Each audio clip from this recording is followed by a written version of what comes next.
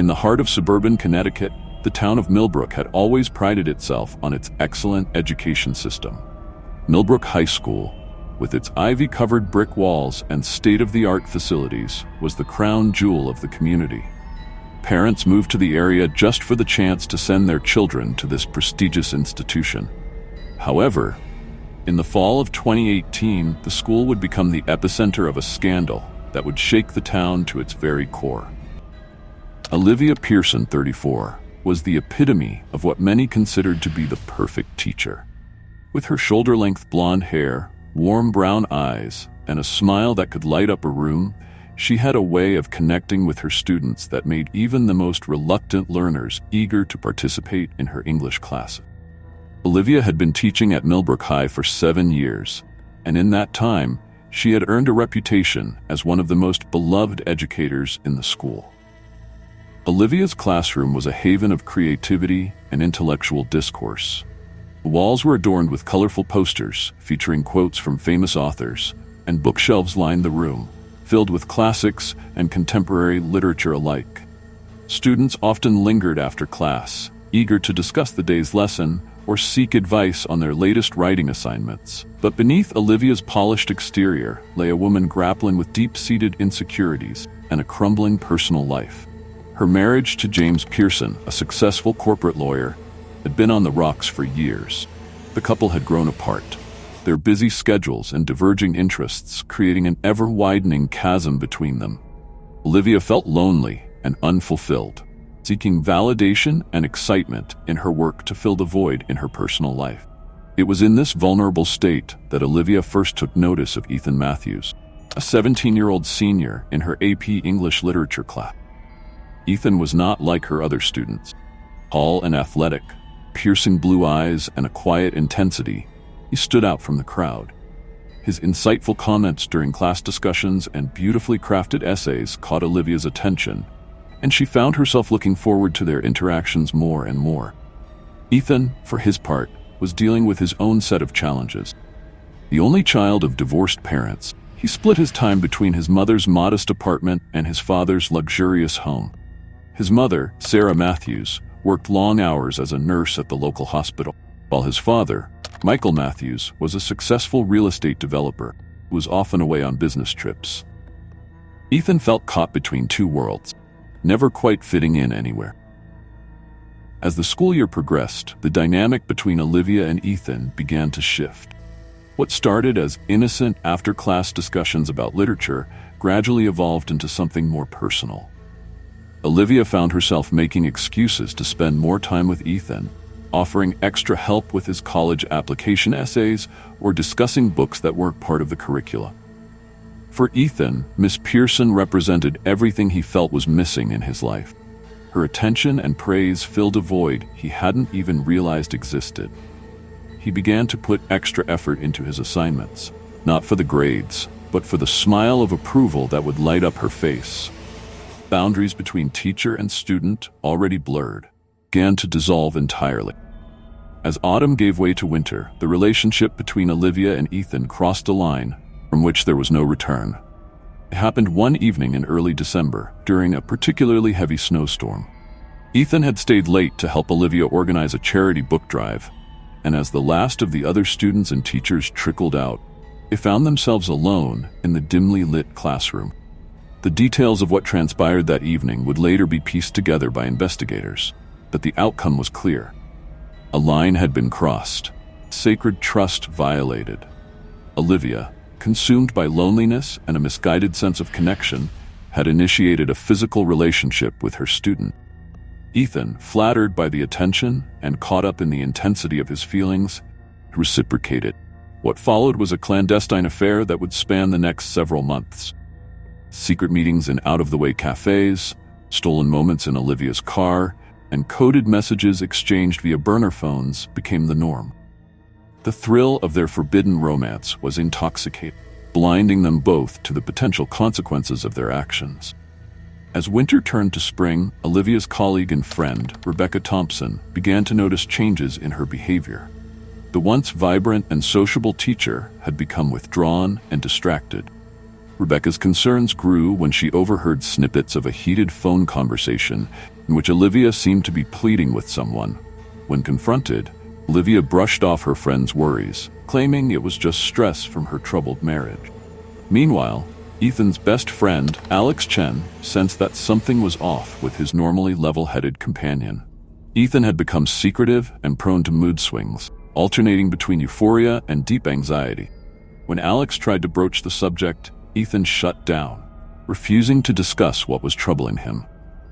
As May approached, and with it the end of the school year, reality began to intrude on Olivia and Ethan's fantasy.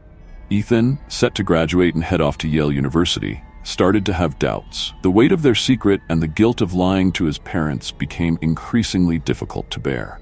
Olivia, sensing his withdrawal, became more desperate to hold on to the relationship that had come to define her existence. It was during this time that James Pearson, Olivia's husband, began to suspect that something was amiss in his marriage. Late-night phone calls, unexplained absences, and a growing emotional distance from his wife led him to hire a private investigator. PI, a former police detective named Frank Morales, began discreetly tracking Olivia's movements and communication. As graduation loomed, the situation reached a breaking point. Ethan, eager to start a new chapter in his life and increasingly aware of the inappropriateness of his relationship with Olivia, attempted to end the affair. Olivia, however, was unwilling to let go. Her messages to Ethan became increasingly frantic and possessive, alternating between declarations of love and threats of exposure. On the night of June 10th, just 3 days before graduation, Ethan agreed to meet Olivia one last time to talk things through. They chose a secluded spot in Millbrook Park, a beautiful area on the outskirts of town known for its hiking trails and scenic overlooks. It was a warm, clear night, the kind that usually filled the park with couples and families enjoying the weather. But on this evening, an unseasonable chill kept most people away, leaving Olivia and Ethan alone with their turbulent emotions. What exactly transpired during that fateful meeting may never be fully known. But as the first rays of dawn broke over Millbrook the next morning, a group of early morning joggers made a grisly discovery. Ethan Matthews' body was found at the base of Eagles Cliff, a popular lookout point in the park. He had suffered multiple stab wounds, and his lifeless eyes stared blankly at the sky above. The discovery sent shockwaves through the community. Millbrook, which had not seen a murder in over 3 decades, was thrust into a state of panic and disbelief. As news spread, parents rushed to hold their children close, and neighbors eyed each other with newfound suspicion. The idyllic bubble of small-town life had been violently burst.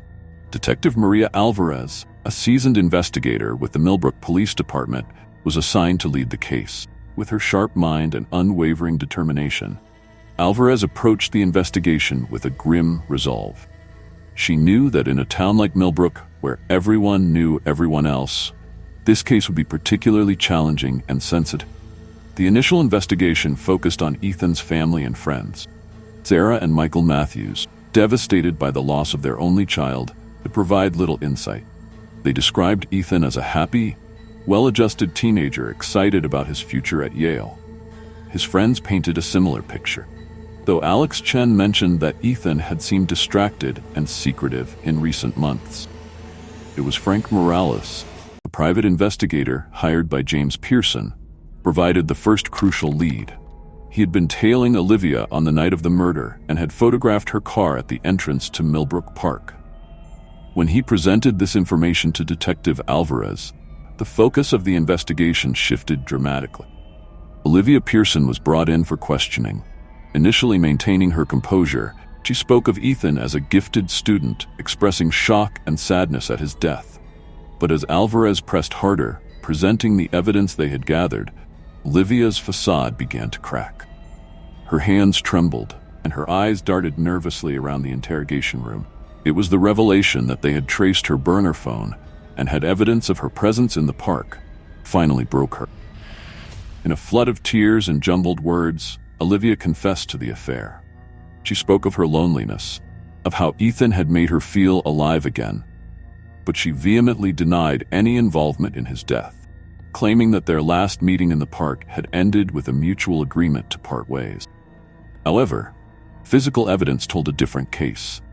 Forensic analysis of the crime scene revealed traces of Olivia's DNA under Ethan's fingernails, suggesting a struggle. The murder weapon, a kitchen knife, was found in a nearby trash can, wiped clean of prints but bearing microscopic traces of fibers matching Olivia's clothing. As the case against Olivia Pearson built, the town of Millbrook grappled with the horrifying reality of what had happened in their midst. Parents who had entrusted their children to Olivia's care felt betrayed and violated. Students who had once admired her were left questioning their judgment and the nature of trust itself. The trial of Olivia Pearson became a media sensation, drawing national attention to the quiet town of Millbrook. Courtroom sketches of the once beloved teacher, now haggard and pale in her prison jumpsuit, were splashed across newspapers and television screens. The prosecution painted a picture of a predator who had groomed and manipulated a vulnerable student, ultimately taking his life when she could no longer control him. Olivia's defense team attempted to portray her as a victim of her own mental health struggles, arguing that the stress of the affair had caused a psychotic break. They brought in expert witnesses to testify about the effects of depression and anxiety on decision-making. But the evidence against her was overwhelming. After a trial that lasted 4 weeks, the jury took less than 2 days to reach a verdict. Olivia Pearson was found guilty of second-degree murder and sentenced to 25 years to life in prison.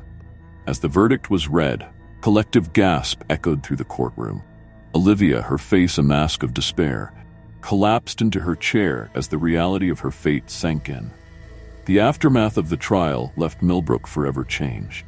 The Matthews family, unable to bear the constant reminders of their loss, sold their homes and moved away. Millbrook High School implemented strict new policies regarding teacher-student interactions, and counseling services were expanded to help students and staff process the trauma. James Pearson, Olivia's husband, filed for divorce and left town shortly after the trial. He was last seen boarding a plane to Europe, seeking to escape the notoriety that had engulfed his life. In the years that followed, the town struggled to reclaim its sense of safety and innocence. The park where Ethan's body was found, once a popular spot for family picnics and teenage hangouts, remained eerily empty for a long time. Parents became more vigilant, and the easy trust that had once characterized life in Millbrook was replaced by a wary caution. Olivia Pearson's fall from grace became a cautionary tale, discussed in hushed tones at PTA meetings and used as a case study in education programs across the country. Her case served as a stark reminder of the sacred trust placed in educators and the devastating consequences when that trust is betrayed. For Detective Alvarez, the case left an indelible mark. Though she had seen her share of gruesome crimes over the years, the Pearson case haunted her in ways she couldn't quite explain. The image of Ethan Matthews' young life cut short, and the knowledge of how easily evil could hide behind a benign facade stayed with her long after she filed away the case report. As for Olivia, her life behind bars was a stark contrast to the freedom and respect she had once enjoyed. In the cold, impersonal environment of the state penitentiary, she had ample time to reflect on the choices that had led her to this point. Her days were filled with regret and the torturous knowledge that she had not only destroyed her own life, but had taken in another in the process. The case of Olivia Pearson and Ethan Matthews served as a grim reminder that even in the most seemingly perfect places, darkness can lurk just beneath the surface. It challenged the residents of Millbrook, and indeed people everywhere, to look beyond appearances and to remain vigilant in protecting the vulnerable among them. As the years passed, Millbrook slowly began to heal. New families moved in, attracted by the same qualities that had drawn people to the town for generations. The schools, including Millbrook High, gradually regained their reputation for excellence. But the memory of that tragic spring remained, a somber footnote in the town's history and a constant reminder of the fragility of trust and the devastating power of unchecked desires.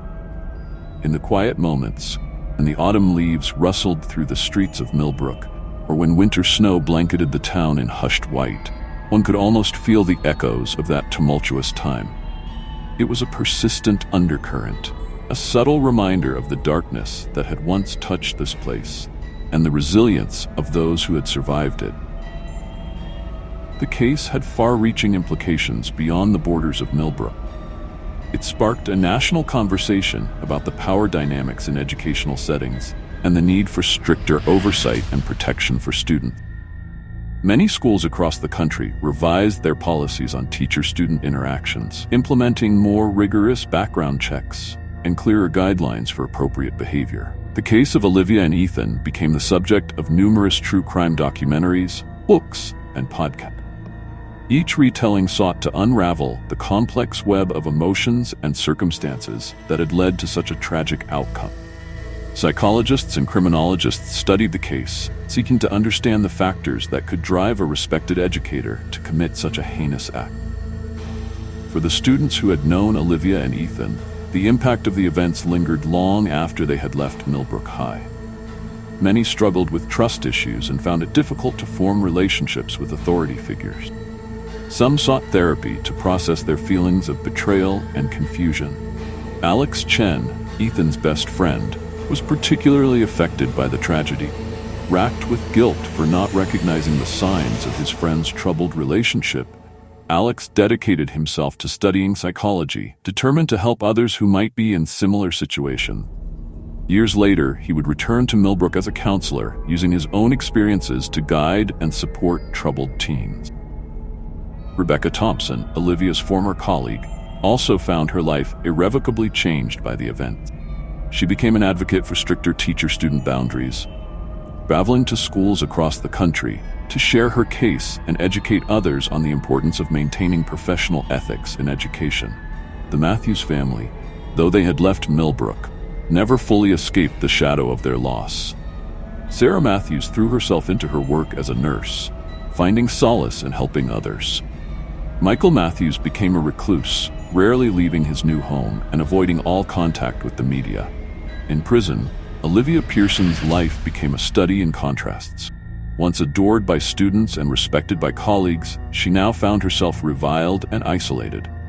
The other inmates, many of whom were mothers themselves, treated her with contempt.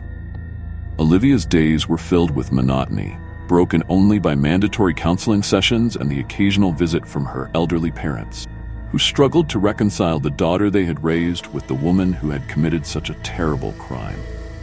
As the years passed, Olivia aged behind bars, her once vibrant beauty fading under the harsh fluorescent lights of the prison. She wrote countless letters of apology to Ethan's parents, to her former students, to her ex-husband, but they were never sent. The prison psychologist encouraged her to journal as a form of therapy, and Olivia filled notebook after notebook with her thoughts, regrets, and attempts to understand her own actions. Back in Millbrook, life continued to evolve. The town's economy, once heavily reliant on its reputation for excellent schools, suffered in the immediate aftermath of the scandal. But over time, new industries moved in, bringing with them a fresh wave of residents who were drawn to the town's picturesque setting and resilient community spirit. Millbrook High School, under new leadership, worked tirelessly to rebuild its reputation. The English department, once Olivia's domain, was completely overhauled. A new curriculum was introduced that included discussions on ethics, power dynamics, and the importance of maintaining appropriate boundaries in all relationships. The park where Ethan's body was found underwent a transformation as well. What was once a site of tragedy became a place of remembrance and hope. A memorial garden was planted, with a plaque dedicated to Ethan and all victims of abuse. Community came together each year on the anniversary of his death to tend to the garden and reaffirm their commitment to protecting the vulnerable among them. As the years turned into decades, the case of Olivia Pearson and Ethan Matthews became a defining moment in Millbrook's history. It was a case passed down from one generation to the next, a cautionary tale served as a reminder of the importance of vigilance and the potential for darkness in even the most unexpected places. The 25th anniversary of Ethan's death brought renewed attention to the case. A documentary filmmaker, Lisa Kaufman, came to Millbrook to create a series exploring the long-term impact of the tragedy on the town and its residents. Her arrival stirred up mixed emotions among the locals, some of whom were eager to share their stories, while others preferred to leave the past buried. During the filming, Lisa uncovered new details about the case that had never before come to light. Through extensive interviews and painstaking research, she discovered that Olivia had been seeing a therapist in the months leading up to the murder.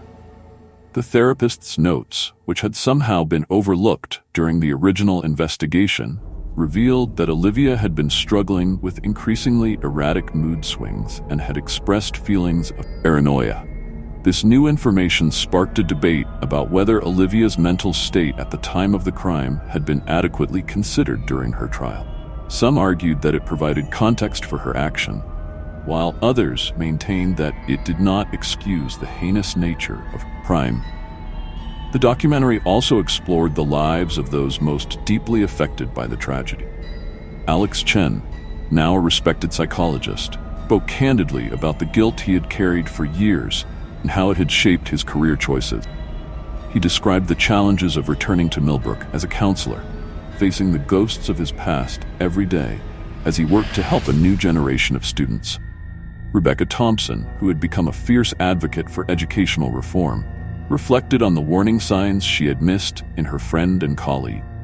Her testimony was particularly poignant, as it highlighted the complex emotions that can arise when someone you trust betrays that trust in such a profound way. The Matthews family, who had avoided the media for years, finally agreed to an interview. Sarah and Michael, now in their 70s, spoke of the ongoing pain of losing their only child and the difficulty of finding meaning in life after such a devastating loss. Their case was a stark reminder of the far-reaching consequences of Olivia's actions, extending far beyond her own life sentence. Lisa's documentary also delved into the lives of Olivia's former students, many of whom were now in their 40s with children of their own. Their perspectives on the events of that fateful year varied widely. Some spoke of the betrayal they felt, the loss of innocence that came with realizing that someone they had admired and trusted was capable of such a horrible act. Others reflected on the complexity of human nature, acknowledging the impact Olivia had had on their education while grappling with the knowledge of her crimes. One of the most surprising revelations came from James Pearson, Olivia's ex-husband, who agreed to be interviewed for the first time since the trial. Now living in a small village in the south of France, James spoke of the shock and disbelief he experienced upon learning of his wife's affair and subsequent crime. He described the process of coming to terms with the fact that he had been living with someone he didn't truly know, and the journey of rebuilding his life in the aftermath of the scandal. The documentary also examined the broader implications of the case on education policy and societal attitudes towards teacher-student relationships. Experts in psychology, law, and education weighed in on the changes that had been implemented in schools across the country as a result of cases like Olivia's. They discussed the delicate balance between fostering positive mentor-mentee relationships and maintaining appropriate boundaries, and the ongoing challenges faced by educators in navigating these complex issues. As the filming progressed, Lisa found herself drawn deeper into the case of Millbrook and its residents. She began to see the town not just as the site of a tragic crime, but as a community that had been tested by adversity and had emerged stronger, if forever changed. The resilience of the townspeople, their commitment to honoring Ethan's memory while moving forward, became a central theme of her documentary. One of the most powerful moments in the film came from an unexpected source. A young teacher at Millbrook High, born years after the tragedy, spoke about the impact of Olivia and Ethan's case on her approach to teaching. She described the weight of responsibility she felt every day, knowing the potential consequences crossing professional boundaries. Her words served as a testament to the enduring legacy of the case and its continued relevance in shaping educational practices. The documentary's premiere in Millbrook was a somber but cathartic event. The town hall was packed with residents, many of whom had lived through the events depicted on screen. As the credits rolled, there was a palpable sense of collective exhale, as if the community was finally ready to fully process and move beyond this dark chapter in its history. In the weeks following the documentary's release, Millbrook experienced a renewed sense of unity. Film had opened up channels of communication that had long been closed, allowing people to share their experiences and emotions in ways they never had before. Support groups formed, bringing together those who had been affected by the tragedy in different ways. The town's annual memorial service for Ethan took on new meaning, becoming a celebration of community resilience as much as a remembrance of loss. As for Olivia Pearson, now in her late 50s, and having spent more than half her life behind bars, the documentary brought a fresh wave of introspection. She declined to be interviewed for the film, but those close to her reported that she watched it multiple times, often breaking down in tears. The new revelations about her mental state at the time of the crime led her legal team to consider the possibility of an appeal, though the prospects of success seemed slim. In her prison cell, Olivia continued to grapple with the magnitude of her action. She had long since accepted her guilt, but the documentary forced her to confront the full extent of the pain she had caused, not just to Ethan and his family, to an entire community. In her journal entries from this period, she wrote of her desire to find some way to make amends, knowing full well that no action could ever truly compensate for the life she had taken. As Millbrook moved into a new era, the case of Olivia Pearson and Ethan Matthews remained an integral part of its identity. It was a reminder of the darkness that can lurk beneath the surface of even the most idyllic communities, but also a testament to the power of resilience and the ability of people to come together in the face of tragedy. The case continued to be studied in criminology and psychology classes across the country, serving as a complex case study in the dangers of crossing professional boundaries and the devastating consequences of unchecked emotional turmoil. It sparked ongoing discussions about mental health support for educators, pressures faced by teachers in today's society, and the need for more comprehensive systems to identify and address potential issues before they escalate. In the end, the legacy of this tragic event was not just one of loss and betrayal, but also of healing and growth.